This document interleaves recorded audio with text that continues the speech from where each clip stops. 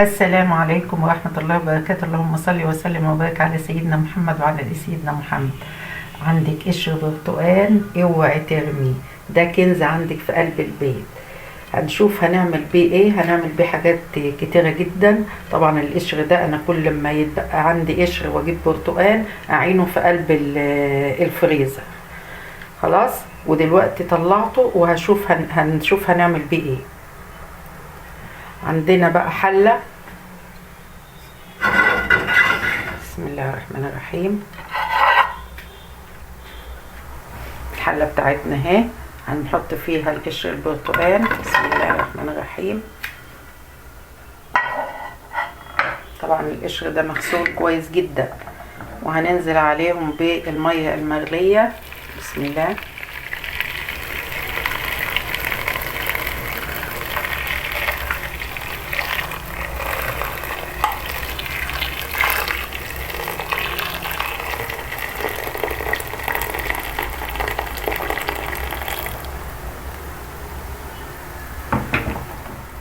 وهنغطيها بقى لمدة نص ساعة ربع ساعة.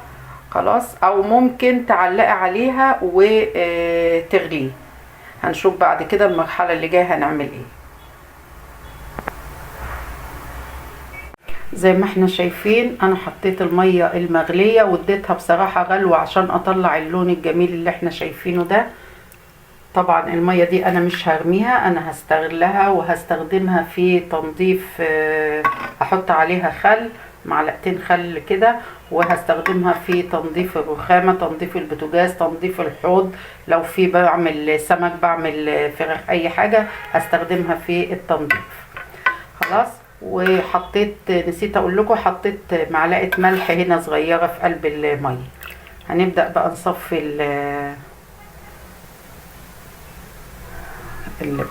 اللهم صل وسلم وبارك على سيدنا محمد.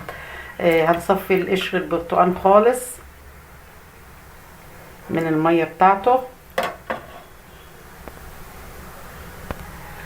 صفينا اهو قشر البرتقال خالص.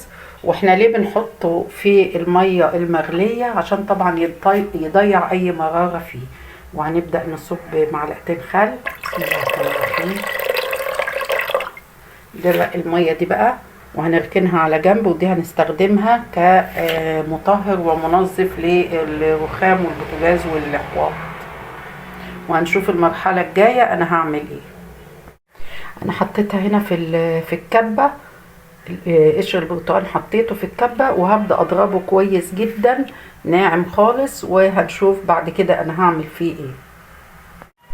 ضربناه اهو، شايفين ضربناه في الكبة. نبدأ بقى ننزله هنا. بسم الله الرحمن الرحيم.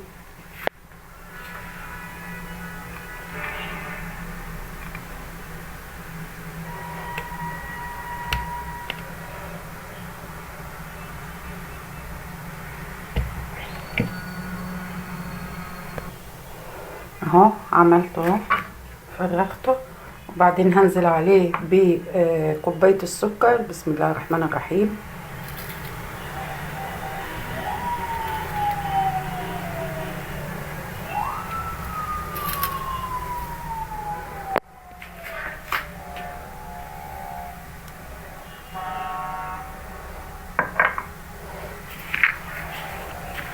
نقلبه.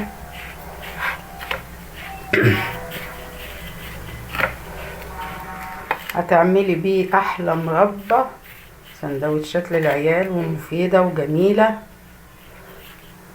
قشر البرتقال ده والله كنز فعلا في البيت. تستخدمي بيه حاجات كتيرة جدا، في الكيكة، في الحلويات، مربات، تنظيف، في كل حاجة. ربنا سبحانه وتعالى ما خلقش حاجة الا كان لها ايه؟ فايدة. سبحان الله. هضيف برضو حوالي كده 3/4 كوباية سكر اهي.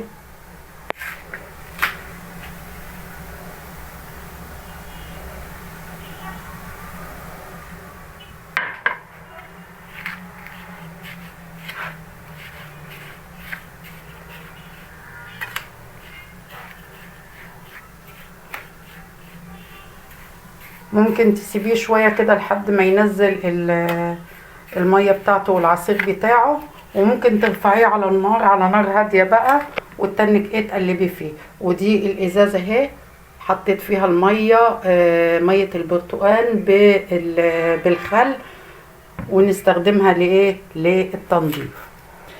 ونشوف المرحلة اللي جاية بعد كده هنعمل ايه. شايفين دي الازازة اهي اللي عندها اللي هعملها للبيت، ودي الازازة التانية اتبقت، كل دي اتبقى، فمليت ازازة وهعينها في التلاجة. لما البخاخة دي تخلص هحط منها دي. خلاص هنبدأ بقى نسمي الله ونصلي على الرسول، ونبدأ نشوف هنعمل ايه. شوفوا مجرد ما سبتها بس 10 دقايق تحس انها ايه، جابت المية بتاعتها. ولو بيتها تبص تلاقيها بتجيب المية بتاعتها خالص. هبدأ بقى جبنا الحلة بتاعتنا، وهبدأ بقى احط الكمية دي في قلب الحلة. حطيتها بقى في الحلة، وهنبدأ بقى كل شوية هقعد اقلب فيها لحد ما اخلصها بقى، وهوريها لكم بإذن الله.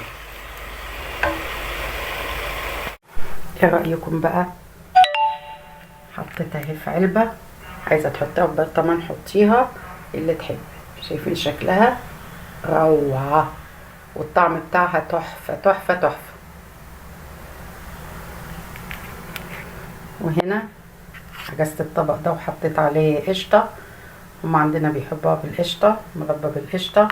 تستخدميها بقى في البيتفور، تستخدميها في الكيكة،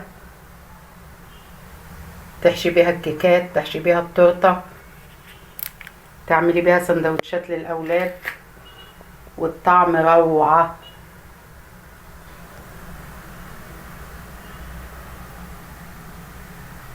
واقول لكم ايه، اترككم في رعاية الله وامنه وحفظه، وانتظروني في فيديو جديد، والسلام عليكم ورحمة الله وبركاته.